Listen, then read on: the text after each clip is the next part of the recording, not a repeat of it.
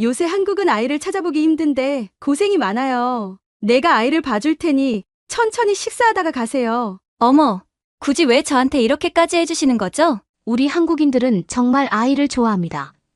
가족의 가치를 중요하게 생각하는 한국 문화를 생각해보면 아이들이 사랑과 관심을 받는 것이 어쩌면 당연해 보이기도 하는데요. 오늘 소개해드릴 사연은 딸과 함께 한국에서 살아가고 있는 영국 여성의 경험담입니다. 그녀는 남편을 따라 한국에 오기 전까지만 하더라도 많은 불안함이 있었지만 한국에 오자마자 따뜻한 한국인들 덕분에 걱정이 말끔히 사라졌다고 하는데요. 과연 그녀에게는 무슨 일이 있었던 걸까요? 영국 여성의 사연입니다. 감동의 모든 것 애청자 여러분. 영상 시작 전 좋아요와 불우이웃을 위해 끝까지 시청 부탁드립니다. 안녕하세요. 저는 영국인 스푸닝인데 남편을 따라 한국에 살고 있어요. 남편은 외교관인데 결혼하고 2년 차에 한국으로 발령을 받았거든요. 결혼하고 허니문 베이비로 1년 만에 출산을 해 아이 나이는 2살이었고 이름은 레인이에요. 저희만 가는 것도 아니고 말 못하는 아이와 함께 한국으로 간다는 게 사실 걱정이 되었는데요. 다행히 한국에 있는 대사관은 작은 영국이라는 생각이 들 정도로 잘 되어 있다고 말해줬어요. 병원도 지원해준다는 말이 있어서 한번 가보자는 생각이 들었던 것 같습니다.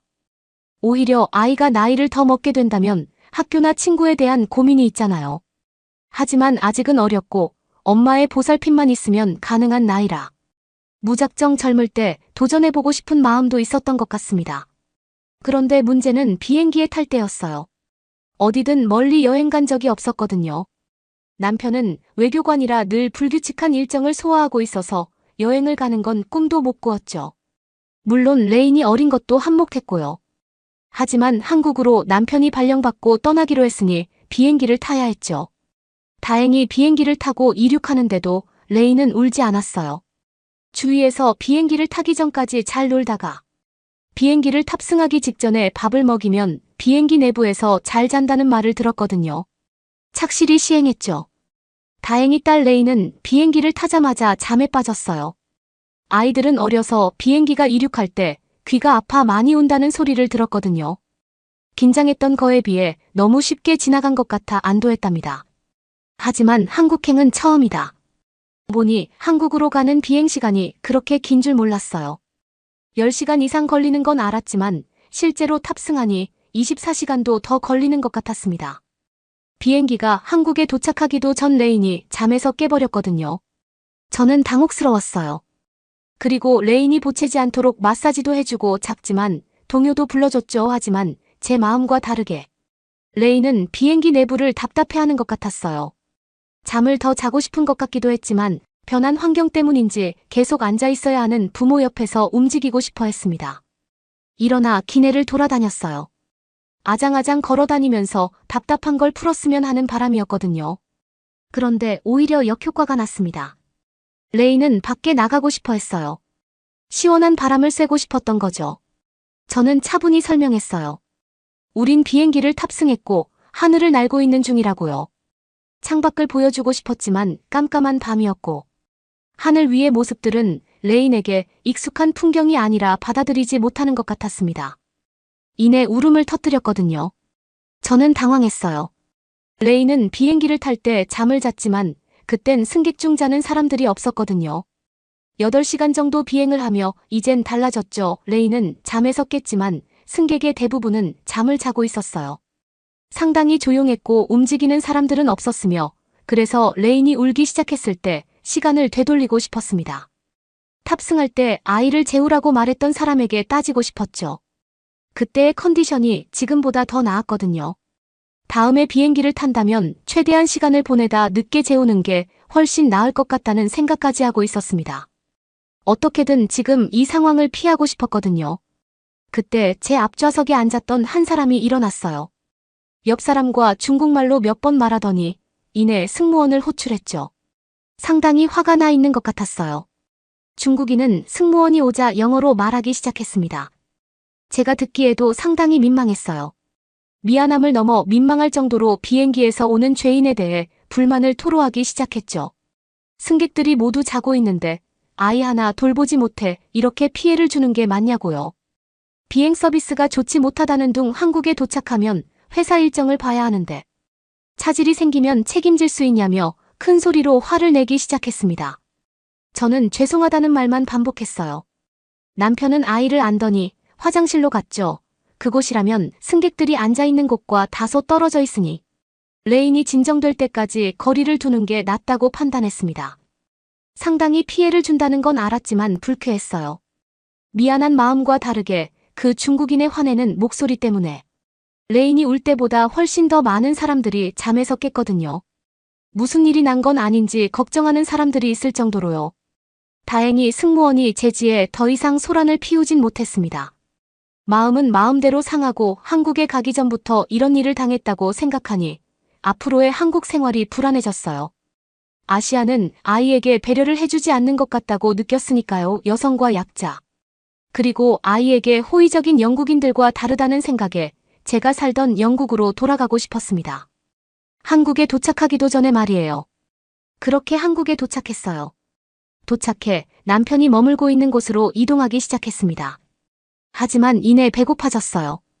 대사관으로 들어가기 전 근처에서 식사를 하고 짐 정리를 하고 싶었죠. 대사관으로 들어가면 인사를 하고 여러 가지 업무를 보다 보면 제 시간에 식사를 못할 것 같았거든요. 눈에 보이는 곳 중 깔끔해 보이는 곳으로 들어갔습니다. 그곳에 앉자마자 점원이 물을 가져다 주었어요. 주문하지도 않았는데 말이에요. 저는 당황했죠. 한국에서 정신 차리지 않으면 눈 뜨고 코가 베일 수 있구나 싶었어요. 앞으로 한국에서 살 길이 막막하다는 느낌을 받았기 때문입니다. 물이 마시고 싶은 건 아니었어요. 불필요한 주문이라 생각하고 취소한다고 말했죠. 하지만 식당 점원은 물은 공짜라며 웃었어요. 저는 깜짝 놀랐습니다. 알고 봤더니 한국은 물이 공짜였으며 음식을 시키면 나오는 모든 밑반찬도 돈을 받지 않았어요. 서비스였던 거죠. 이런 나라가 있다는 게 너무 신기했어요. 한국 사람들이 즐겨 먹는 밥이 나오는 메뉴에는 반찬이 적어도 4개 이상은 나왔는데요. 모두 다시 달라면 다시 주고 추가 비용도 받지 않았죠. 신기하다는 생각을 하는 것도 잠시 다시 레인이 울기 시작했어요. 주문한 음식이 나오고 이제 막 먹으려던 참이었거든요. 당혹스러웠고 어떻게 해야 할지 몰라 발만 동동 굴렀어요. 아이가 울 땐 이미 어떤 말도 듣지 않으려는 상태이기 때문에 언쟁을 하는 건 불필요했거든요. 대신 아이가 울음을 멈추고 들을 수 있는 귀가 준비되었을 때 이야기를 시작하죠. 문제는 지금 음식이 나왔다는 점이에요. 안 되겠다는 생각에 남편이 아이를 안고 나가려는 동작을 펼쳤습니다. 식당 내 다른 사람에게 피해를 주고 있었기 때문이죠. 저는 주위에 있던 사람들에게 미안하다는 말을 했어요. 밥을 한 숟갈도 넘기지 못한 채 미안하다는 말만 연신하고 있었습니다. 그때 한 한국인이 영어로 저에게 말해줬어요. 이 식당 안에 아기의 울음을 신경 쓰는 사람은 아무도 없다고요. 애들은 다 울면서 크는 거니까 그런 거 신경 쓰지 말고 편히 밥을 먹으라고도 말해줬습니다. 참고로 이 식당이 맛집인데 따뜻할 때 먹어야 맛있다고도 말했죠. 전 그 말을 듣고 감동했어요. 물론 정말 신경이 안 쓰이는 건 아니었겠죠. 분명 시끄럽다고 생각하는 사람도 있고 불쾌한 사람도 있을 거예요. 식당에 있는 모든 사람의 생각을 아는 건 아닐 테니까요. 하지만 빈말이라도 그런 말을 해주는 게 고마웠습니다. 남편 역시 감사의 인사를 전하며 레인을 안고 막 일어서려던 참이었어요. 그때 식당 주인으로 보이는 사람이 오더니 레인에게 오라는 손짓을 했답니다. 한 손에는 장난감을 들고요. 저는 놀랐죠. 식당 주인은 나이가 많았는데 짧지만 영어로 소통이 가능했어요. 대충 알아듣기론 바쁜 시간이 끝날 여유가 있으니 아이를 대신 봐준다는 소리였죠. 전 당연히 감동했어요. 식사를 편히 하라고 남편과 제 편의를 봐줬으니까요. 저는 저도 모르게 참았던 눈물이 터져 나왔습니다. 비행기에서 내린 지 얼마 안 돼서 중국인으로 인해 마음이 상했던 상태로 계속 있었나 봐요. 한국에서도 누군가 중국인이 그랬던 것처럼 저에게 화를 낼까봐 신경이 곤두서 있던 것 같았습니다. 그런데 이내 긴장감이 풀리고 만 거죠. 한국 사람들은 정말 죄인이 우는 걸 하나도 신경 쓰지 않았거든요. 오히려 아기가 우는 건 당연하니까 아기 때문에 짜증을 내기보다는 아기를 보느라 힘들어할 부모인 저희를 걱정해주고 있었습니다. 식당의 모든 사람들에게 고마웠죠. 레인을 봐주었던 식당 주인도요. 그렇게 걱정했던 한국 생활에 기분 좋은 첫 발을 내딛게 되었습니다. 그리고 그 뒤에도 한국에 오길 잘했다는 생각이 들 정도로 행복한 일상이 이어졌죠. 이 안에 있으면 한국에 왔다는 느낌을 받기 어려워요. 생각했던 것보다 훨씬 시스템을 잘 갖추어서 지내는데 큰 불편함도 없죠. 아마 한국 사람들이 친절하다는 걸 몰랐다면 대사관 내에서 머무는 시간들이 많았을 것 같습니다. 하지만 아니었죠. 한국으로 배치받은 게 오히려 행운이라는 생각이 들 정도니까요. 머물 수 있는 숙소와 생활 환경이 무료로 제공되고 한국 관광은 덤이라는 느낌이 강했거든요. 대사관 밖에 있는 한국이 궁금했어요. 그래서 수시로 택시를 타고 이동했답니다. 남편이 근무할 때 레인과 둘이 외출한 적도 꽤 있거든요. 물론 처음엔 두렵기도 하고 걱정되기도 했어요. 제가 한국말을 잘 못 알아들으니까요. 하지만 한국 사람들은 영국 사람들과 마찬가지로 여자와 아이에게 친절했습니다. 그만큼 선진국이라는 소리겠죠. 한국도 많은 발전을 했다는 건 한국에 오자마자 이미 알 수 있었어요. 특히 지하철을 탔을 때 더 돋보였죠. 지하철 좌석 중 맨 끝에는 노약자를 위한 좌석이 별도로 마련되어 있었어요. 다친 사람이나 노인같이 약한 사람들이 앉을 수 있는 전용 공간이죠. 일반 사람들이 앉는 공간에는 별다른 표시가 없어요. 하지만 저처럼 아이와 함께 탑승하거나 도움이 필요한 사람이라고 느껴진다면 일반 좌석에 앉은 사람들이 일어나 기꺼이 자리를 양보합니다. 이것은 영국에서도 받아본 적 없는 배려였어요. 영국의 지하철은 배려를 바라기는커녕 일단 지저분하고 위험해요. 특히 거리에 불황자 같은 사람들이 자주 보여서 위험하다는 생각에 레인이 태어난 후에는 한 번도 탑승하지 않았습니다. 그런데 한국은 달랐죠. 혹시 몰라서 인터넷으로 찾아봤어요. 아이와 함께 타도 괜찮은지 말입니다. 그런데 깔끔하고 편리하다는 글들이 줄을 이뤄서 우선 타봤거든요. 역시 맞았습니다. 레인과 함께 유모차를 끌고 나갔는데 유모차가 지하로 이동하기 쉬운 엘리베이터도 잘 갖추고 있었어요. 간혹 지하철에서 버스를 타야 하는 일도 있었는데요. 버스 역시 저상버스라고 턱이 없는 버스가 있었습니다. 유모차를 살짝 들어야 탈 수 있지만 계단을 오르내리는 게 아니라 수월했어요. 그리고 교통비를 지불하는 방식이 어렵고 복잡했다면 레인과 대사관 밖으로 나간다는 생각을 못했을 거예요. 하지만 한국은 모든 대중교통이 교통카드 하나로 결제가 가능했어요. 이동할 때 별다른 생각 없이 물건을 살 때처럼 카드 결제를 하면 그만이죠. 그래서 더 편리하고 빠르게 이동할 수 있는 것 같았습니다. 그리고 신기했던 게 한국 사람들은 장소가 어디든 레인이 우는 걸 신경 쓰지 않았어요. 아이라 우는 게 당연하다 생각하는 것 같았거든요. 무엇보다 레인이 울면 주변의 눈은 저와 레인을 바라보는데 서로 다른 눈빛이라 그게 좀 신기했답니다. 레인을 바라보는 눈빛은 정말 따뜻하고 사랑스러우며 귀엽다는 눈빛이었어요. 반면 저는 다르죠. 힘들겠다. 당혹스럽겠다. 같은 위로가 담긴 눈빛이었어요. 지하철에서 울면 민망한 마음에 다음 역에 내려 레인을 진정시키고 다시 타는 일들도 있었는데요. 비행기에서 중국인이 승무원에게 따졌을 때처럼 마음이 불편하거나 조급하게 행동한 건 아니었답니다. 레인이 여러 사람들과 함께 쓰는 공간에서 울면 안 된다는 걸 알려줘야 했기 때문이에요. 절대 한국 사람들이 불편하게 만들어서가 아니고요. 어쩌면 한국 사람들이 배려를 해주었기에 저 역시 큰 민폐를 끼치고 싶지 않았던 마음이 컸던 것 같습니다. 어디를 가더라도 레인은 인기 만점이었어요. 한국 사람들은 영국인들보다 아이를 더 좋아하는 것 같았고요.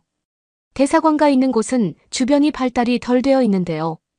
그래서 가끔은 레인이 지나가면 할머니나 할아버지들이 사탕을 많이 주세요. 예쁘다고요. 아이 울음소리를 들어본 적이 너무 오래되어 반갑다는 말도 들을 수 있었습니다. 물론 이 말은 저보다 오래전에 한국의 대사관에 온 다른 사람이 저와 함께 이동하다 알려졌어요. 저는 아직 한국말을 알아듣지 못하거든요. 한국에 오고 레인이 온 동네 자랑이 된 느낌이에요. 어디를 가더라도 친절한 한국인들 덕분에 항상 간식거리를 한 아름받는 일들이 종종 있습니다. 과자를 주거나 사탕을 주시는 어르신들은 흔하고요. 식당에 가더라도 레인이 귀엽다고 서비스로 아이가 먹을 음식을 소량 주시기도 한답니다. 어느 식당에서는 레인이 먹을 반찬이 마땅히 없다고 계란 프라이도 해주셨어요. 레이는 이미 저녁을 먹고 나와서 밥을 안 먹어도 되었거든요. 그래서 조금 매운 음식이 있는 식당으로 들어갔는데 식당 주인이 레인까지 생각해 준 거죠. 한국인들의 작은 배려들이 남편으로 인해 한국에서 지내야 하는 제 마음을 행복하게 해준답니다. 그래서 다른 나라가 아닌 한국으로 남편이 발령받은 걸 감사하고 있어요. 대사관란은 한정된 공간이 아니라 한국이라는 나라 전체가 머물 수 있는 곳이라는 걸 알게 되었거든요. 생각보다 남편이 꽤 오래 한국에 머물 것 같은데 저도 몇 년 있으면 한국말도 알아듣고 레인도 한국어를 할 수 있겠죠. 그때가 되면 한국이 저의 새로운 고향이 되지 않을까 생각해 봅니다. 여러분은 이번 사연을 통해 어떤 것을 느끼셨나요? 딸을 향한 한국인들의 친절과 배려에 감사함을 느꼈던 영국 여성의 사연이었습니다. 아이들은 가족과 사회의 미래를 이끌어갈 아주 중요한 꿈나무들입니다. 그리고 과거부터 공동체 문화가 활성화되었던 만큼 이웃의 아이에게도 사랑과 애정을 보내는 일은 전혀 이상한 행동이 아닌데요. 그래서 그런지 한국인들은 아이를 정말 좋아하고 처음 보는 아이라고 하더라도 그들에게 사랑과 관심을 쏟습니다. 이는 아이들이 건강하게 성장할 수 있는 환경을 조성해주는 중요한 요소인데요. 영국 여성 스푸닝 씨도 한국 생활을 통해 어울려 살아가는 한국 문화를 즐기고 돌아갈 수 있었으면 좋겠네요. 구독과 좋아요 부탁드리며 사연자분께 전해드릴 댓글도 남겨주시면 전달해드리겠습니다. 그러면 더욱 감동적인 다음 사연으로 넘어가겠습니다. 한국이 미국의 기술을 뛰어넘었다고. 한국은 고급 기술도 없는 후진국이잖아. 여기 한 미국 실리콘밸리에서 일을 하고 있는 수석 소프트웨어 개발자가 어떤 기사를 보더니 놀라는데요. 미국 최고의 기업 엔비디아를 한국 기업이 앞섰다는 부분입니다. 이 여성은 놀라서 이건 조작이 된 거 아니냐고 하면서 확인을 직접 해봐야겠다면서 한국으로 가봐야겠다고 합니다. 오늘의 사연은 대민인 세인트 메카닉 씨의 사연입니다. 안녕하세요. 저는 대만에서 태어나 소프트웨어 개발자로 TSMC에서 일하다가 미국으로 이민을 오게 된 세인트 메카닉입니다. 컴퓨터 화면의 간단한 알림으로 시작된 저의 미친 여정에 대해 말씀드리겠습니다. 저는 제가 그토록 꿈꾸던 구글에서 일하고 있었습니다. 모두 구글에 대해서는 잘 아시죠? 저는 항상 코딩을 좋아했습니다. 1과 0을 조합하여 온갖 놀라운 일을 할 수 있는 멋진 프로그램으로 바꾸는 것은 정말 멋진 일입니다. 마치 제가 컴퓨터의 언어로 말을 걸고 컴퓨터가 제 장단에 맞춰 춤을 추게 만드는 코드 속삭임꾼이 된 것 같아요. 이제 솔직히 말씀드리겠습니다. 그 당시 저는 한국과 한국인에 대해 좋지 않은 생각을 가지고 있었습니다. 대학 시절 시끄럽고 난폭한 한국 유학생들이 제지하지 않고 떠들어서 미치도록 화가 났던 것이 시작이었어요. 그때부터 한국인에 대한 부당한 편견이 생겼어요. 한 번의 나쁜 경험으로 문화 전체를 판단하는 것은 옳지 않다는 것을 알지만 가끔은 그런 것들이 계속 남아있을 때가 있잖아요. 아무튼 어느 날 컴퓨터에서 코딩 기계처럼 타이핑을 하고 있는데 화면에 알림이 떴어요. 보통 이런 성가신 알림은 무시하고 넘어가지만 이번 알림은 제 눈길을 사로잡았습니다. 한국의 정말 멋진 과학기술기관인 카이스트의 연구원들이 개발한 놀라운 새 AI 칩에 대한 기사였습니다. 처음에는 한국 내 인생은 끝나는 거야 라고 생각했습니다. 하지만 이 상호 보완형 트랜스포머 칩에 대해 조금 더 자세히 읽은 후 호기심이 발동했습니다. 기사에 따르면 이 칩은 인공지능 분야를 완전히 혁신할 수 있는 잠재력을 가지고 있었습니다. 게임 체인저에 대해 이야기하고 있는 거죠. 완전히 뒤바꿔 놓을 수 있는 기술력이었답니다. 그래서 저는 이 최첨단 기술에 대한 매혹과 한국에 대한 좋지 않은 생각 사이에서 갈등하고 있었습니다. 마치 천사와 악마가 제 어깨 위에 앉아 계속 다투기 시작했는데요. 하루가 끝나갈 무렵 저는 이 AI 칩에 대한 생각을 머릿속에서 떨쳐버릴 수가 없었습니다. 소프트웨어 엔지니어로서 저는 이런 획기적인 일을 하고 싶어요. 이런 놀라운 기술을 다루는 작업의 매력은 무시하기에는 너무 강렬했습니다. 그날 밤 저는 뒤척이면서 가능성에 대해 고민했습니다. 편견을 버리고 정말 혁신적인 일을 할 수 있는 기회를 받아들일 수 있을까요? 그 가능성은 짜릿하면서도 두려운 것이었습니다. 그 후 몇 주 동안 저는 카이스트의 상호 보완형 트랜스포머 LM 연구에 뛰어들었습니다. 온라인에서 찾을 수 있는 모든 것을 읽었고 사탕 가게에 간 아이처럼 기술 논문과 연구 기사를 탐독했습니다. 처음에는 약간 회의적이었던 것도 사실입니다. 한국 연구자들이 어떻게 그렇게 획기적인 기술을 개발할 수 있었을까요? 하지만 이들의 연구에 대해 자세히 알아가면서 회의감은 점차 그들의 독창성에 대한 마지못한 존경심으로 바뀌었습니다. 한국은 AI 기술이 발달하지 못했을 텐데요. 그런데 카이스트뿐만 아니라 솔라라는 AI 프로그램도 한국에서 개발을 했다고 하더라고요. 제가 자주 이용하는 레딧에서도 많이 사용하고 동료들도 사용을 한다고 들었습니다. 지금 실리콘밸리에서는 AI 때문에 많은 일자리도 잃고 있고 모든 고차원적인 일을 AI가 하고 있어요. 저는 근데 한국 같은 나라가 이런 거를 개발했다는 거에 대해서 도저히 믿을 수가 없었습니다. 한국은 삼성 현대만 있는 나라가 아니었나요? 와, 이건 정말 미친 거라고 해야 하나요? 이런 표현을 써서 죄송합니다. 하지만 계속해서 읽어보다 보니 이 사람들은 뭔가 큰일을 해내고 있었고 제가 AI 혁신의 선두에 서려면 제 편견에 정면으로 맞서야 한다는 것을 알았습니다. 그래서 많은 고민 끝에 제 인생의 방향을 영원히 바꿀 결정을 내렸습니다. 저는 당장 제가 다니는 구글을 그만두고 한국의 분주한 기술업계에서 일자리를 찾기 시작했습니다. 미친 소리처럼 들리죠. 하지만 때로는 믿음을 갖고 미지의 세계를 받아들여야 할 때도 있잖아요. 사실 구직 과정은 결코 쉬운 일이 아니었습니다. 계속되는 거절에 직면했고 문화적 장벽은 넘을 수 없을 것 같았어요. 한국어 실력이 부족하고 비즈니스 관습에 익숙하지 않은 저는 눈에 띄지 않는 사람처럼 보였습니다. 저는 당연히 저 정도 능력이면 어디든지 쉽게 갈 수 있다고 생각했지만 그게 아니었습니다. 한국에서는 저만큼이나 더 뛰어난 인재들이 많았던 걸까요? 충동적으로 내린 결정에 의문을 품는 제 자신을 몇 번이고 발견했습니다. 무슨 생각으로 그랬어? 세인트 메카닉. 이라고 속삭이듯 의심의 작은 목소리가 스며들곤 했습니다. 한국의 외가 지금 직업도 충분히 훌륭한데 말이야라고 속삭이곤 했습니다. 하지만 저는 고집이 센 편이 아니라서 편견에 굴복하지 않았어요. 한국 관습을 공부하고 혀가 꼬일 때까지 기본 회화를 연습했습니다. 거절당할 때마다 제 자신을 증명하고 선입견을 깨겠다는 결심이 더욱 강해졌어요. 진짜 AI가 세상을 바꿀 수 있다고 생각을 하니까요. 영혼처럼 느껴졌지만 3개월에 가까웠던 시간이 흐른 후 마침내 희망의 빛이 보이기 시작했습니다. 카이스트와 상호 보안형 트랜스포머 LM 프로젝트에서 긴밀히 협력했던 한국의 유명 기술 기업에서 제게 제안을 해온 것이죠. 비밀이라서 어떤 기업인지는 이야기 드릴 수가 없습니다. 제 혈관을 타고 흐르던 흥분과 순전한 공포가 아직도 생생합니다. 그토록 쫓던 기회가 드디어 제 손에 잡혔으니까요.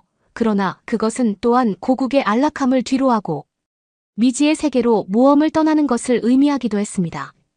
저는 심호흡과 믿음의 도약으로 그 제안을 받아들였습니다. 저는 제 인생의 새로운 장을 받아들이고 너무 오랫동안 저를 가로막았던 편견에 맞설 준비가 된 채 한국으로 향했습니다. 비행기가 한국에 착륙하자 제 가슴은 북소리처럼 두근거렸습니다. 회의와 편견으로만 바라보던 한국에 실제로 와 있다는 사실이 믿기지 않았습니다. 하지만 저는 이곳에서 제 꿈을 향해 큰 도약을 하고 있었습니다. 공항을 나서는 순간 완전히 새로운 세상에 들어온 것 같은 기분이 들었습니다.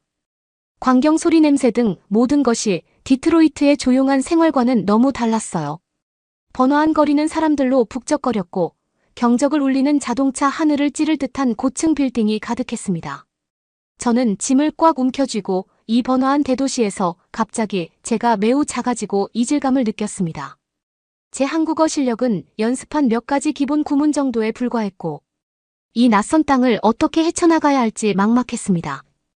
호텔로 향하는 동안 저는 자괴감이 밀려오는 것을 어쩔 수 없이 느꼈습니다.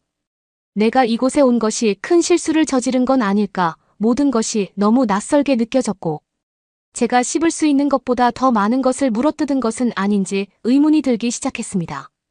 다음 날 아침 저는 기술회사에서 첫 출근을 하면서 저는 깜짝 놀랐답니다. 문을 들어서자마자 저는 문화 충격의 물결을 맞았습니다. 사무실은 사람들이 분주하게 움직이고 빠른 한국어로 대화가 오가는 활기찬 분위기였습니다.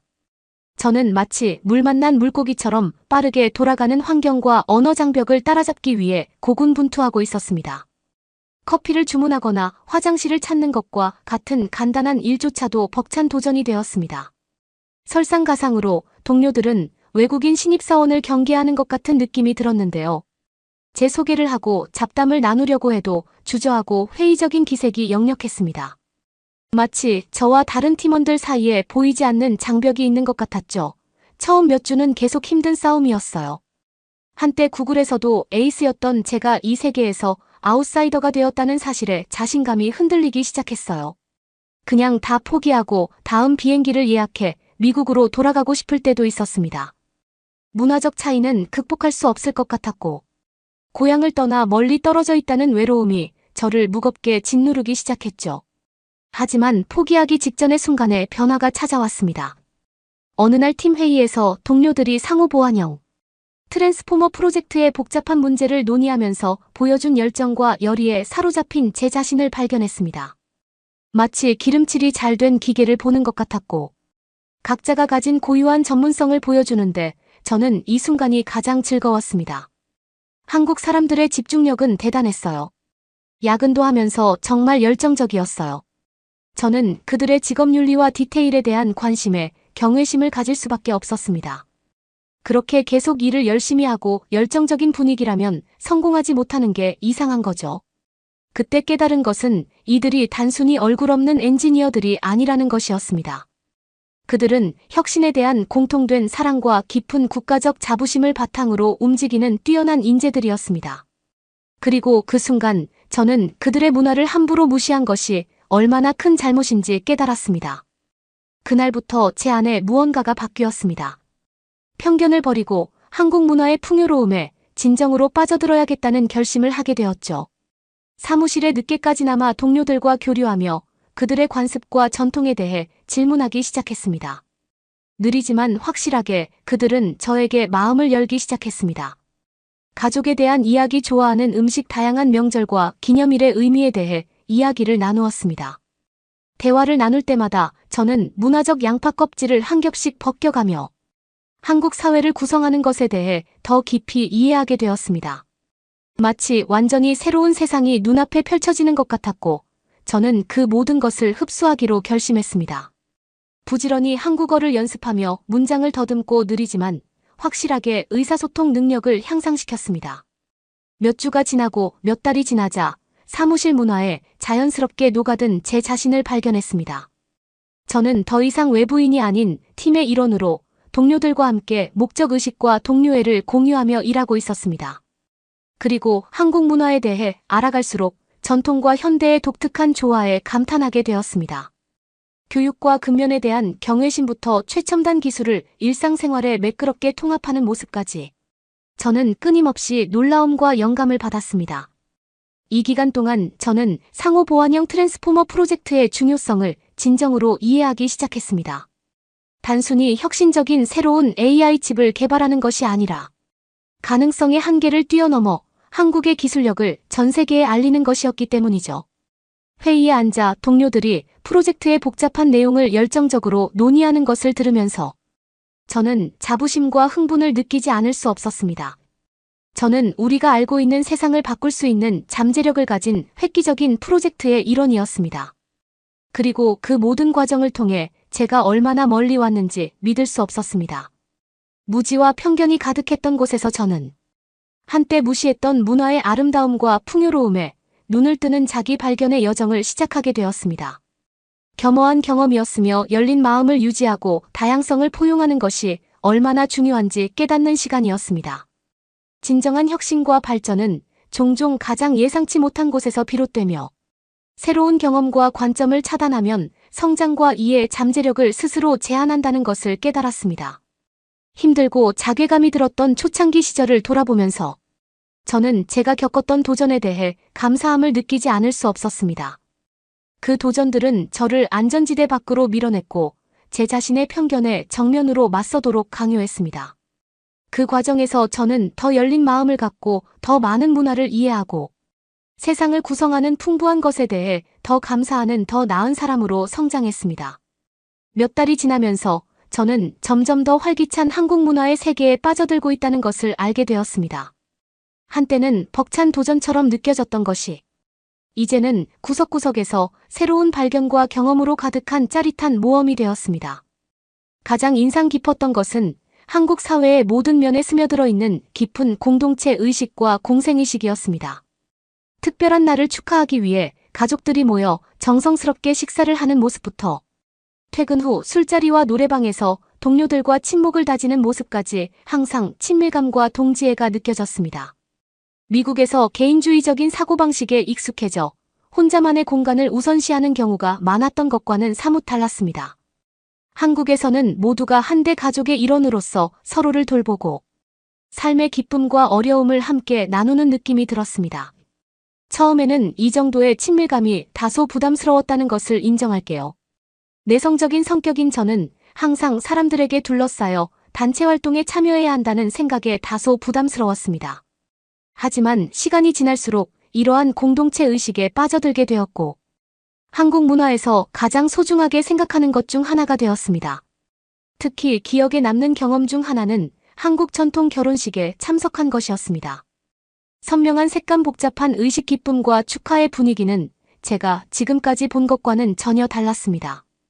그리고 가장 인상 깊었던 것은 지역사회 전체가 행복한 부부를 둘러싸고 함께 번영할 미래를 기원하며 축복을 쏟아내는 모습이었어요. 인간관계의 중요성과 여러 세대에 걸쳐 내려온 전통을 포용할 때 얻을 수 있는 풍요로움을 일깨워주는 아름다운 광경이었습니다. 물론 문화적 뉘앙스를 파악하는 것이 항상 쉬운 일은 아니었습니다. 당황스러운 실수를 저지르거나 사회적 신호를 잘못 이해한 적도 많았습니다. 한국 문화에서는 매우 무례하다고 여겨지는 비공식적인 호칭을 상사에게 실수로 사용한 적이 있었죠. 그 상사의 표정은 평생 잊을 수 없을 거예요. 하지만 그 모든 상황에서도 동료들은 인내심과 이해심을 잃지 않고 저를 부드럽게 바로잡아주며 올바른 에티켓과 관습을 배울 수 있도록 도와주었습니다. 겸허한 경험이었지만 피드백에 개방적이고 실수로부터 기꺼이 배우는 것의 가치를 배울 수 있는 시간이었습니다. 그리고 느리지만 확실하게 한국 문화에 익숙해지면서 한국 동료들과 더 깊은 유대감을 형성하고 있는 제 자신을 발견했습니다. 한때는 장벽이었던 것이 이제는 다리가 되었고 그들의 삶과 가족 세상을 바라보는 독특한 관점에 대해 배울 수 있는 기회를 얻게 되었습니다. 이러한 진정한 인간적 교감의 순간에 저는 한때는 극복할 수 없을 것 같았던 장벽을 뚫고 나가고 있다고 진정으로 느꼈습니다. 오랫동안 제 판단을 흐리게 했던 편견과 오해가 천천히 그러나 확실하게 녹아내리고 한국 문화의 풍요로움에 대한 새로운 감사와 존중으로 대체되었습니다. 문화에 대한 이해가 깊어지면서 상호 보완형 트랜스포머 프로젝트에 대한 저의 열정도 커졌습니다. 저는 이 획기적인 기술의 성공에 그 어느 때보다 더 많은 투자를 하게 되었는데 이는 AI 분야의 혁명을 일으킬 잠재력뿐 아니라 한국인의 독창성, 결단력 흔들리지 않는 정신에 대한 증거가 될 수 있기 때문이었습니다. 저는 팀 회의에 앉아 동료들이 이 최첨단 칩을 개발하는 과정에서 직면했던 어려움과 극복한 장애물에 대해 토론하는 것을 들었던 기억이 납니다. 그들의 헌신과 인내심은 정말 고무적이었고 저는 제 자신의 기술과 전문성을 이 프로젝트에 기여하고 싶은 마음이 그 어느 때보다 커졌습니다. 그러던 중 상보형 트랜스포머가 에너지 효율과 처리 능력 면에서 가장 낙관적인 예상치를 뛰어넘는 획기적인 성과를 달성했다는 흥미로운 소식을 전해 들었습니다. 회의실은 환호와 박수로 가득 찼고 저는 자부심과 성취감을 느낄 수밖에 없었습니다. 그리고 기사가 떴는데요. 엔비디아를 뛰어넘는다는 멋진 일이었어요. 이는 단순한 기술적 성취를 넘어 협업과 노력 공유된 비전의 힘을 증명하는 것이었습니다. 그리고 동료들의 환한 얼굴을 둘러보면서 저는 이 순간에 이르게 된 여정에 대해 깊은 감사함을 느낄 수밖에 없었습니다. 초기의 어려움과 문화적 오해를 겪던 시절부터 승리의 순간까지 제 자신의 편견에 맞서고 새로운 관점을 향해 마음과 정신을 열도록 도전을 준 변화의 경험이었습니다. 그리고 성공을 축하하면서 저는 개인적으로나 직업적으로 얼마나 멀리 왔는지 되돌아보지 않을 수 없었습니다. 한때 제 판단을 흐리게 했던 편견과 오해는 한국인과 그들의 풍부한 문화유산에 대한 깊은 존경과 찬사로 대체되었습니다. 진정한 성장과 이해는 종종 우리의 안전지대를 벗어나 낯선 것을 받아들일 때 이루어진다는 사실을 겸허하게 깨닫게 되었습니다. 새로운 경험과 관점에 열린 마음을 가짐으로써 저는 더 나은 엔지니어가 되었을 뿐만 아니라 더 나은 사람이 되었습니다. 상보형 트랜스포머로 가능성의 한계를 계속 넓혀가면서 저는 그 어느 때보다 더 많은 영감과 동기부여를 느꼈습니다. 단순히 최첨단 기술을 개발하는 것이 아니라 장벽을 허물고 문화 간 이해를 증진하며 열린 마음과 공유된 비전을 가지고 함께하면 무엇이든 가능하다는 것을 증명하는 것이었죠. 그리고 미래를 바라보면서 저는 이것이 계속해서 저에게 도전하고 영감을 주며 주변 세상의 아름다움과 풍요로움에 눈을 뜨게 해줄 놀라운 여정의 시작에 불과하다는 것을 알았습니다. 하루가 몇 주가 되고 몇 주가 몇 달이 되면서 저는 점점 더 상호보완형 트랜스포머 프로젝트의 세계에 빠져들고 있었습니다. 한때는 벅찬 도전처럼 느껴졌던 일이 이제는 혁신에 대한 열정과 한국 문화에 대한 새로운 인식에 힘입어 사랑의 노동이 되었습니다. 매일 새로운 설렘과 각오로 사무실에 도착하곤 했습니다. 저는 복잡한 세부 사항에 뛰어들어 동료들과 협업하며 가능성의 한계를 뛰어넘기 위해 노력했습니다. 그리고 우리가 보고 있던 숫자는 정말 놀라웠습니다. 기존 AI 하드웨어 솔루션에 비해 에너지 소비가 52% 감소했습니다. 이는 기름을 많이 먹는 SUV를 연비 좋은 하이브리드로 바꾸는 것과 같습니다. 하지만 이는 빙산의 일각에 불과합니다. 상보형 트랜스포머는 처리 속도도 무려 73% 향상되어 복잡한 계산을 초고속으로 처리할 수 있습니다. 쉽게 설명을 드리자면 가장 유명한 챗 GPT 같은 경우에는 전력을 어마어마하게 많이 먹습니다. 그게 유지비도 많이 들어가고 한국 같은 대도시의 전력 소비량 같이 전력을 많이 소비를 하는데 이걸 여기 한국에 있는 기업이 해낸 겁니다. 전력을 적게 먹는다면 더 속도고 빨라지고 더 빨리빨리 개발이 되겠죠. 그것만으로도 충분히 인상적이지 않다고 이야기할 수도 있겠지만 이 기술의 정확도는 입이 다물어지지 않을 정도입니다. 과거에 가장 진보된 AI 시스템조차도 4%포인트 이상 앞지르는 정확도 수준에 대해 이야기하고 있는 것입니다. 데이터를 훑어보면서 저는 그 가능성에 대해 생각했습니다. 이 기술은 의료 진단과 환경 모델링부터 사이버 보안, 심지어 비디오 게임 그래픽 렌더링까지 모든 분야에 혁신을 일으킬 수 있는 잠재력을 가지고 있었습니다. 마치 기술적 금광을 발견한 것 같아서 빨리 파고 싶었습니다. 하지만 상보형 트랜스포머의 기술적 역량에 대한 기대만큼이나 저를 진정으로 고무시킨 것은 한국 동료들의 변함없는 헌신과 인내였습니다. 그들은 단순히 뛰어난 두뇌뿐만 아니라 한국의 기술력을 전 세계에 알리겠다는 깊은 민족적 자부심과 불타는 열망으로 똘똘 뭉쳤습니다. 그들은 밤늦게까지 주말에도 쉬지 않고 일하며 프로젝트에 대한 의지가 흔들리지 않았습니다. 한국이 계속해서 더 발전할 수 있는 가능성을 전 보았습니다. 미국에서는 요즘 이런 열심히 하는 문화가 없거든요. 주변 동료들한테도 물어봐도 일본도 그런 성장 동력성을 잃었고요. 그리고 그들의 직업윤리는 경외심을 불러일으킬 정도였습니다. 팀원 중 한 명이 복잡한 알고리즘 최적화에 대한 상세한 분석을 발표하는 회의에 참석했던 기억이 납니다. 그들이 보여준 디테일과 정확성의 수준은 정말 놀라웠습니다. 이런 순간에 저는 저를 둘러싼 지식과 전문성의 깊이에 진정으로 겸허함을 느꼈습니다. 이 분야에서 최고이자 가장 뛰어난 인재들이었고 저는 운 좋게도 그들과 함께 일하면서 그들의 통찰력을 배우고 함께 가능성의 한계를 뛰어넘을 수 있었습니다. 프로젝트가 진행되면서 저는 상보형 트랜스포머의 성공에 점점 더 많은 투자를 하고 있다는 것을 알게 되었습니다. 단순히 혁신적인 새칩을 개발하는 것이 아니라 한국의 혁신과 독창성을 전 세계에 증명하는 일이었기 때문이죠. 그리고 목표에 점점 더 가까워질수록 팀 내 동료애와 공동의 목적의식은 그 어느 때보다 강해졌습니다. 우리는 기름칠이 잘 된 기계처럼 각자의 고유한 기술과 관점을 발휘하며 공동의 목표를 향해 완벽하게 조화를 이루며 일했습니다.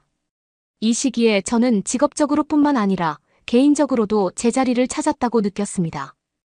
그토록 벅차게 느껴졌던 문화적 장벽이 무너지고 깊은 소속감과 수용감으로 대체되었습니다. 어느 날 저녁 우리 그룹이 사무실에서 늦게까지 남아 복잡한 시뮬레이션을 검토하던 때가 기억납니다. 시간이 흐르면서 우리는 맛있는 한국식 바비큐를 주문했고 어느새 분위기는 우리의 노고와 동료애를 축하하는 활기찬 축제의 장으로 변했습니다. 우리는 서로 웃고 농담하며 이야기를 나누고 기술과 혁신에 대한 공통된 애정을 통해 유대감을 쌓았습니다. 그리고 그 순간 저는 이들이 단순한 동료가 아니라 한때는 낯설게 느껴졌던 이 아름다운 나라에 사는 제 친구이자 대가족이라는 것을 깨달았습니다. 밤이 깊어지자 누군가 잠시 휴식을 취하며 한국의 전형적인 노래방인 노래방에 가자고 제안했습니다. 처음에는 노래를 즐겨 부르지 않았던 저는 망설였습니다. 하지만 얼마 지나지 않아 친구들의 전염성 있는 에너지와 열정에 사로잡혀 한국 대중가요를 목청껏 부르며 세상 걱정 없이 웃고 춤추는 저를 발견했습니다. 정말 잊을 수 없는 경험이었으며 한국 문화의 모든 면에 스며든 활기차고 즐거운 정신에 대한 저의 사랑과 감사를 더욱 굳건히 하는 계기가 되었습니다. 그리고 그날 밤 집으로 걸어가면서 제 마음은 감사와 경이로움으로 가득 찼습니다. 한때 한국에 대한 편견을 품고 있던 소녀가 이제 한국의 문화에 빠져들고 따뜻하고 친절한 사람들의 품에 안기게 될 줄 누가 알았겠어요. 그것은 자신의 안전지대를 벗어나 열린 마음과 열린 마음으로 미지의 세계를 받아들이기 때 변화의 힘이 얼마나 큰지 보여주는 증거였습니다. 그 후 몇 주 몇 달 동안 우리 팀은 상보형 트랜스포머로 가능한 것의 한계를 계속 넓혀나갔습니다. 우리는 수많은 장애물과 좌절을 극복했지만 우리의 결단력과 팀워크는 모든 도전을 이겨냈습니다. 그러던 어느 운명적인 날 우리는 예상을 뛰어넘는 획기적인 성과를 이뤄냈습니다. 상보형 트랜스포머는 에너지 효율과 처리 능력에 대한 우리의 야심찬 목표를 달성했을 뿐만 아니라 이를 뛰어넘어 향후 수년간 업계를 좌우할 AI 하드웨어에 새로운 표준을 세웠습니다.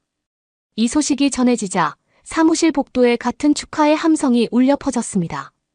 한국의 혁신과 독창성이 그 누구에게도 뒤지지 않는다는 것을 전 세계에 증명한 것이었죠. 동료 친구 가족들의 환한 얼굴을 바라보면서 저는 자부심과 성취감을 느끼지 않을 수 없었습니다. 이는 단순한 기술적 승리를 넘어 인내와 협업의 힘, 경계를 뛰어넘고 새로운 관점을 포용하는 능력에 대한 증거였습니다. 그리고 그 순간 저는 제 여정이 단순한 직업적 성공을 위한 여정 그 이상이었다는 것을 깨달았습니다.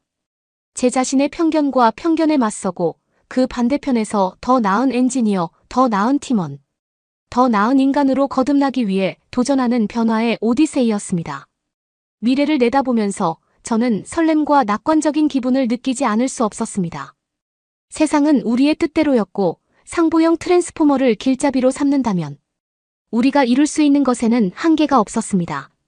하지만 그보다 더 중요한 것은 제가 배운 교훈, 즉 다양성을 포용하고 문화 간 이해를 증진하며 편견에 사로잡히지 않는 것이 중요하다는 것을 평생 간직할 수 있다는 것이었습니다.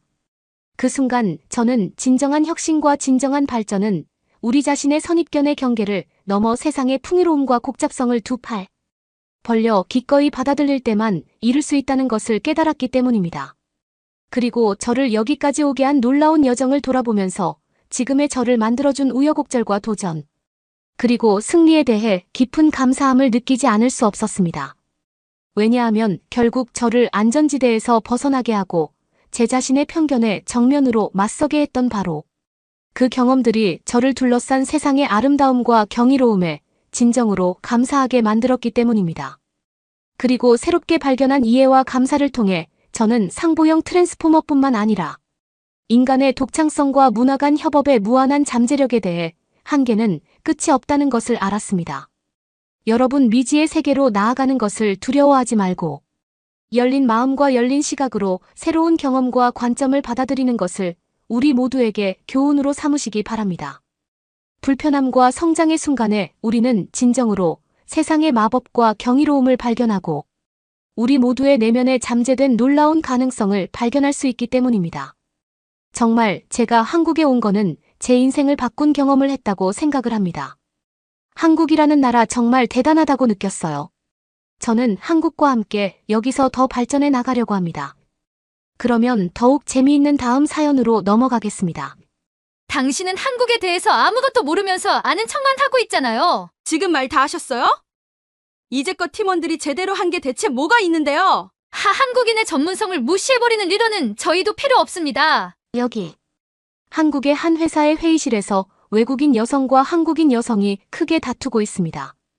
회의를 하다 서로 결국 참던 것이 터진 듯해 보이는데요. 이 한국인 여성은 결국 화를 참을 수 없는지 회의실 밖으로 나가버리고 다른 팀원들도 그녀를 따라 나가버리고 맙니다. 홀로 남은 외국인 여성은 허탈한 표정으로 앉아있을 뿐이죠. 이 외국인 여성은 왜 한국의 회사에서 이렇게 다툼을 하게 된 걸까요? 오늘은 독일의 마케팅 전문가 델리아나 씨의 이야기를 들려드릴게요. 안녕하세요.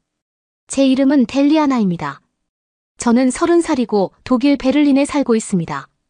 저는 대기업에서 마케팅 전문가로 일하고 있어요. 마케팅은 제 경력이자 전문 분야입니다.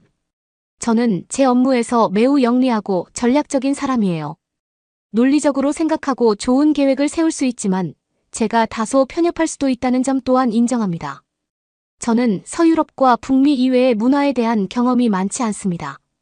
매우 낯설거나 이질적으로 보이는 것들은 저를 회의적으로 만들죠. 어느 날 상사가 새로운 업무 과제에 대해 저를 찾아왔어요. 회사에서 대규모의 새로운 마케팅 캠페인을 시작한다는 것이었습니다. 그중 일부는 한국 서울에 있는 다른 지사와 긴밀히 협력해야 하는 일이었습니다. 두 팀이 함께 협업하고 조율해야 하는 일이었죠. 상사가 이 말을 하자마자 저는 매우 긴장되고 망설여졌습니다. 한국은 저에게 완전히 다른 세상처럼 보였거든요.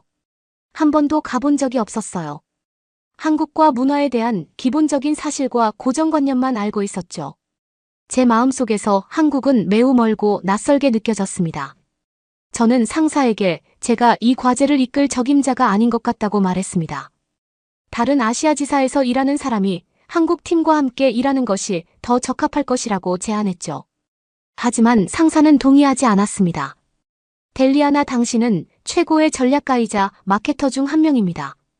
이제 다양한 문화권에서 글로벌하게 일해본 경험이 더 필요하다고 생각해요. 이 프로젝트는 당신에게 좋은 도전이자 성장의 기회가 될 거라고 생각합니다. 저는 이 제안을 계속 거절하고 싶었지만 그렇게 하면 회사에서 승진에 제한이 있을 것 같았습니다. 마지못해 저는 서울팀과 원격으로 협업하는 것부터 시작하기로 동의했습니다. 하지만 이 파트너십이 성공할 수 있을지에 대해서는 여전히 큰 의구심이 들었습니다. 저는 한국을 직접 방문한 적이 없었기 때문에 한국에 대한 고정관념과 오해에 의존하고 있었습니다. 제 머릿속에서 서울은 매우 혼잡하고 혼란스럽고 시끄러운 도시처럼 보였습니다. 낯선 전통과 관습이 가득해서 혼란스러울 거라고 생각했죠.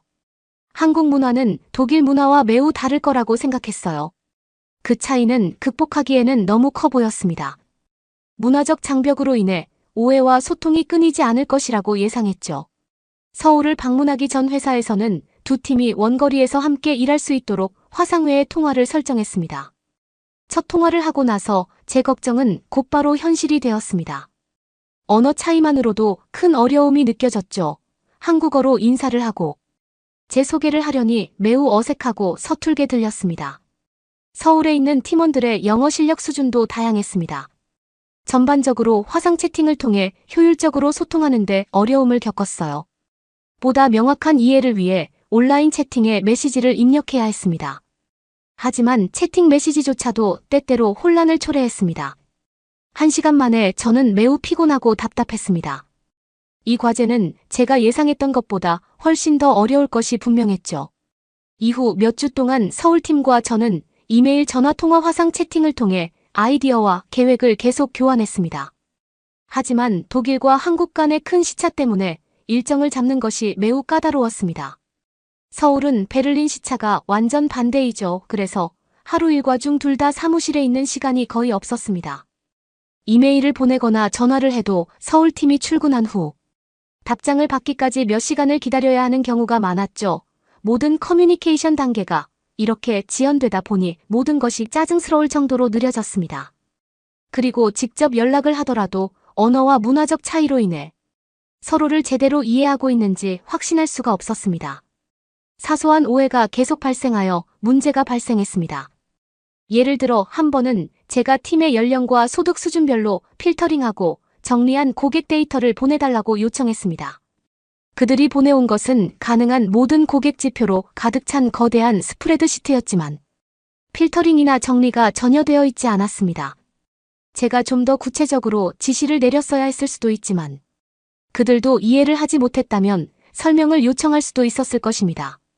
첫 번째 주요 업무 문제는 소셜미디어 프로모션 계획에 대한 아이디어를 논의하던 화상통화 중에 발생했습니다. 저는 도시의 젊은 세대를 타겟팅하자고 제안했습니다. 그런데 어찌된 일인지 제 아이디어가 통역 과정에서 사라졌습니다. 그래서 다음 날 서울팀에서 지방의 노인 등 전혀 엉뚱한 인구 통계학적 그룹에 대한 제안을 보내왔어요. 이틀 내내 엉뚱한 타깃을 위한 프로모션을 기획하느라 시간을 낭비한 셈이었죠. 그 경험 이후 저는 너무 짜증나고 좌절해서 서울지사와의 일을 완전히 포기하고 싶었습니다. 화상통화와 이메일로 극복하기에는 문화적 차이가 너무 커 보였거든요. 하지만 힘들더라도 저는 이 파트너십을 성공적으로 이끌기 위해 계속 노력해야 할 수밖에 없다는 것을 알았습니다. 2달 동안 서울팀과 원격으로 일하며 매우 힘든 시간을 보낸 후 드디어 한국을 직접 방문할 때가 되었습니다.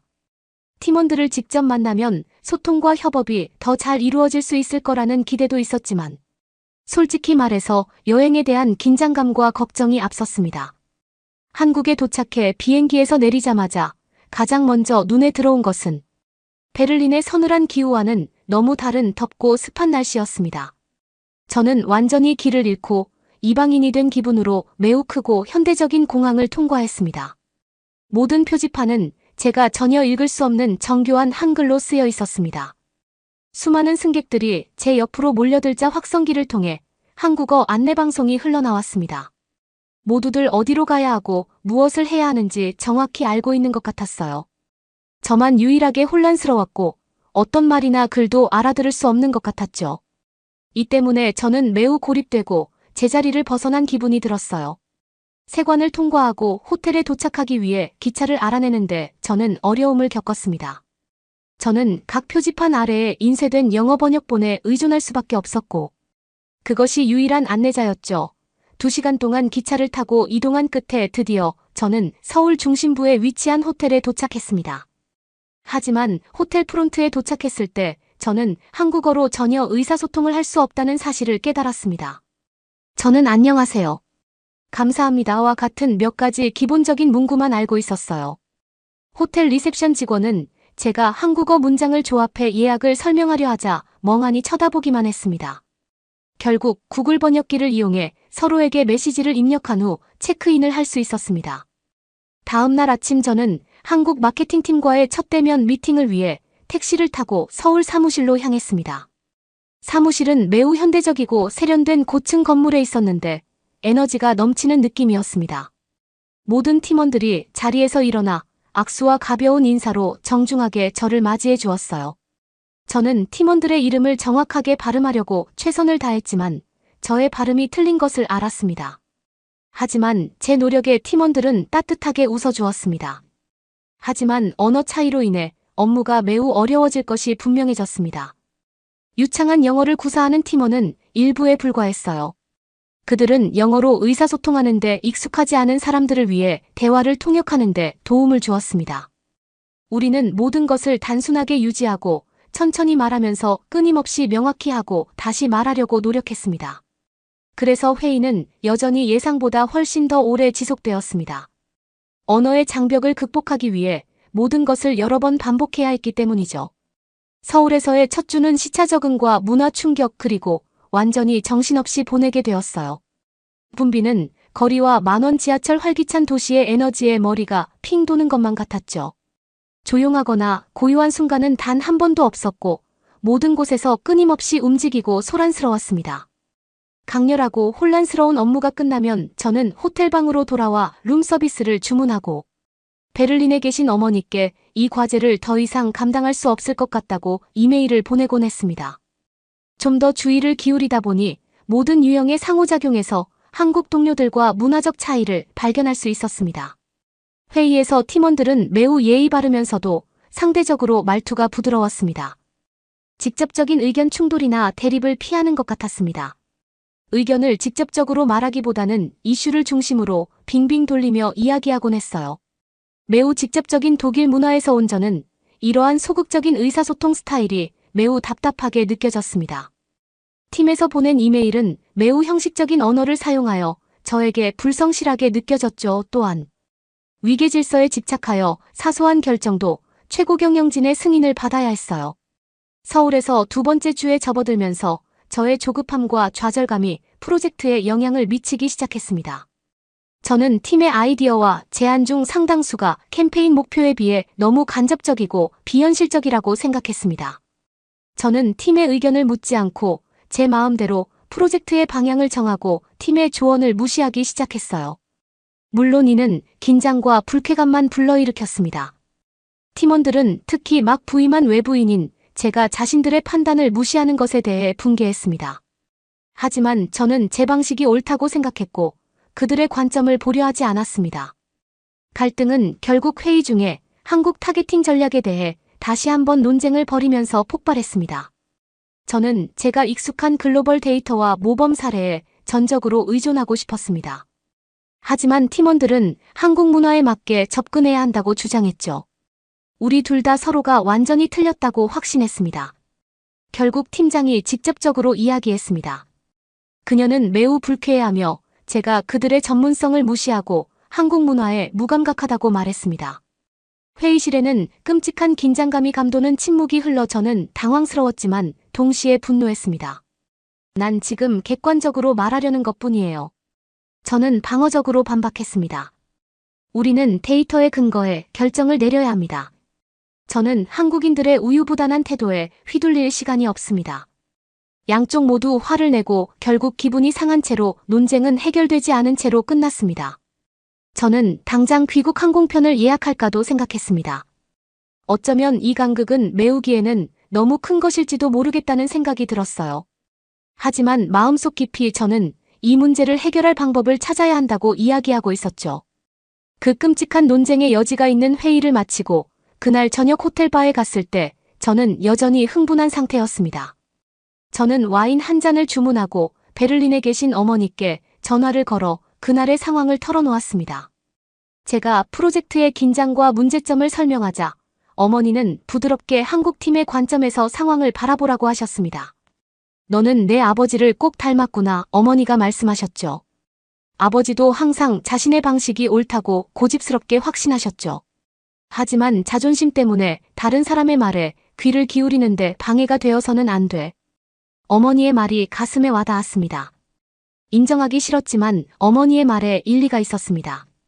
저는 이미 그들의 생각이 시대에 뒤떨어지고 결함이 있다고 확신하고 한국에 왔습니다. 저는 그 팀의 생각을 진지하게 이해할 시간을 갖지 못했습니다. 바로 그때 바에서 제 옆에 앉아있던 한 여성이 정중하게 끼어들었습니다. 죄송해요.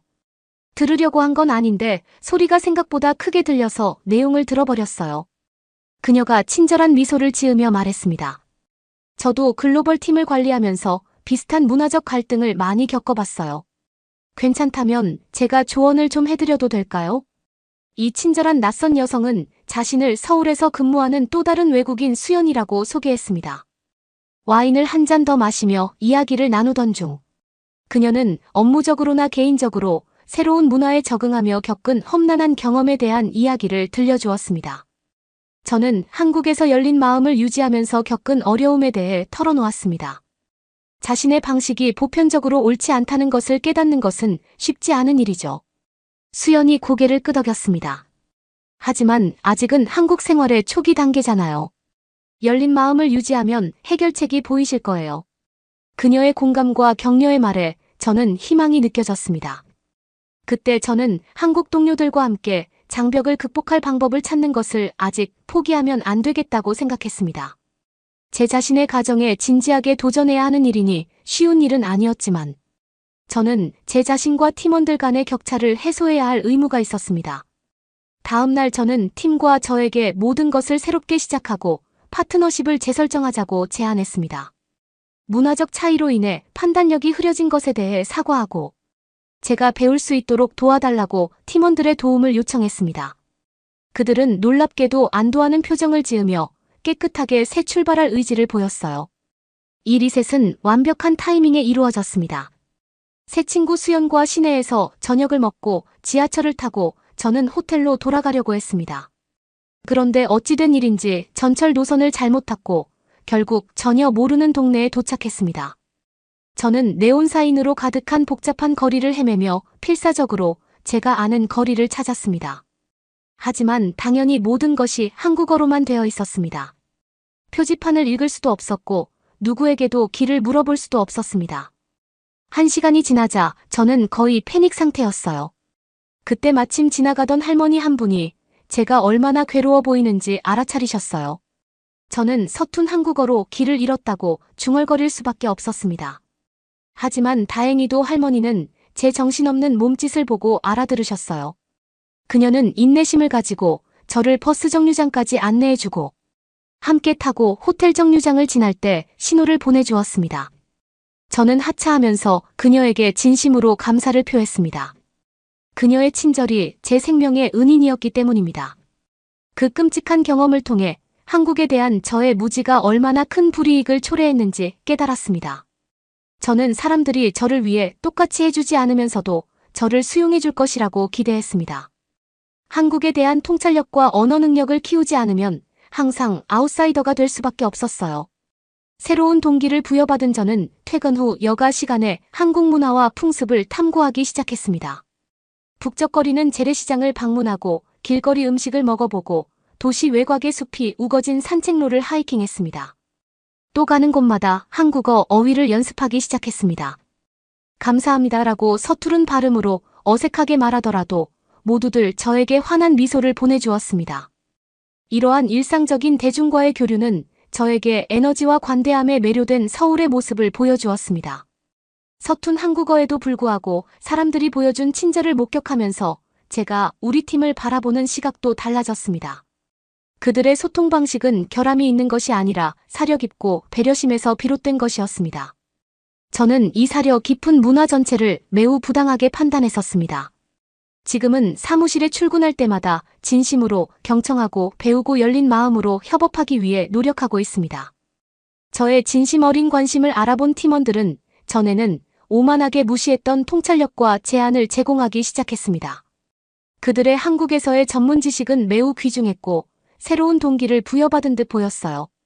어느 날 저녁에는 우리 모두 저녁 식사와 노래방에 나갔고 이는 우리 관계의 큰 진전이었습니다.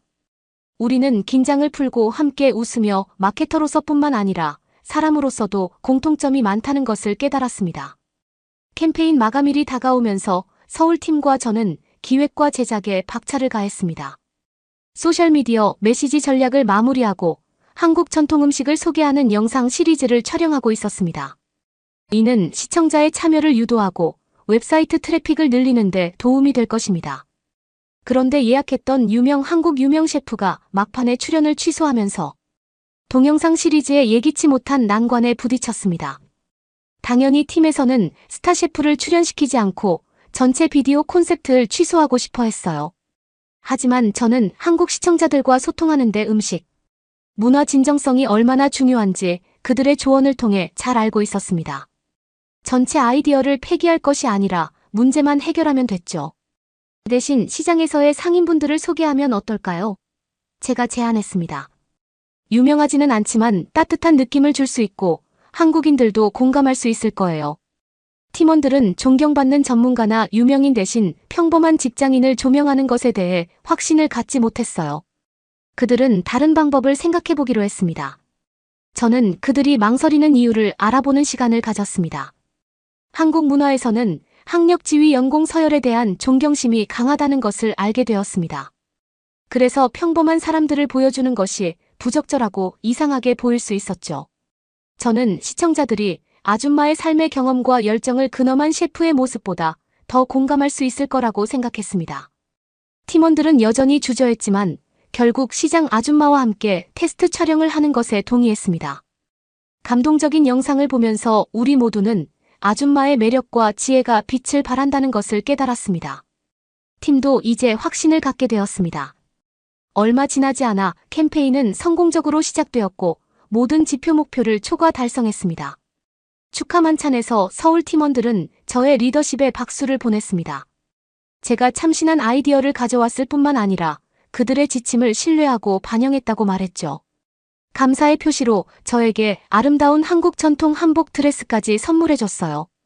우리가 파트너로서 얼마나 멀리 왔는지 정말 감동적이고 자랑스러웠습니다. 지난 2달을 돌이켜보니 저는 더 이상 몇 달 전 이곳에 도착했을 때의 편협한 사람이 더 이상 아니라는 것을 깨달았습니다. 문화적 충격과 갈등은 제 자신의 폐쇄적인 가정과 태도를 인식하도록 강요했어요.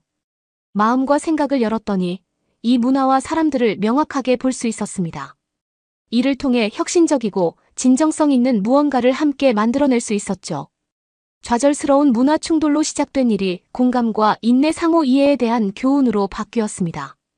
베를린으로 돌아가기 전 저는 서울에서의 개인적인 여정을 기억하기 위해 휴대폰에 동영상 일기장을 녹화했습니다. 호텔 창문으로 서울의 스카이라인을 바라보며 한국은 제가 상상했던 것보다 훨씬 더 많은 것을 배울 수 있었습니다라고 생각했어요. 고생한 만큼 보람 있는 경험이었어요. 우리의 파트너십이 앞으로 어디로 나아갈지 기대가 됩니다. 이것은 시작에 불과합니다. 라고 기록했습니다. 향수와 설렘이 뒤섞인 마음을 안고 저는 더 나은 사람으로 변화된 모습으로 독일으로 향했습니다. 이제 저는 다른 문화를 진심으로 이해하려고 노력하고 저와 너무 다르다고 판단하지 않으려 합니다. 저는 제 스스로가 열린 마음과 마음으로 새로운 관점을 발견할 수 있기를 기대하고 있어요. 서울에서의 시간은 경계를 넘어서는 아름다움에 대해 배울 수 있는 시간이었습니다. 여러분은 어떻게 보셨나요? 응원과 격려의 한마디씩을 댓글로 남겨주시기 바랍니다. 사연자분들에게 전달해드리겠습니다. 실제 사연 제보를 받고 있습니다. 채택되신 분께는 작은 선물도 보내드리고 있습니다. 저희의 사연이 여러분의 하루에 작은 힘이 될 수 있었으면 좋겠습니다. 감동적인 사연을 주변 분들과 이야기 나눠보세요. 더욱더 좋은 영상으로 다시 찾아뵙겠습니다.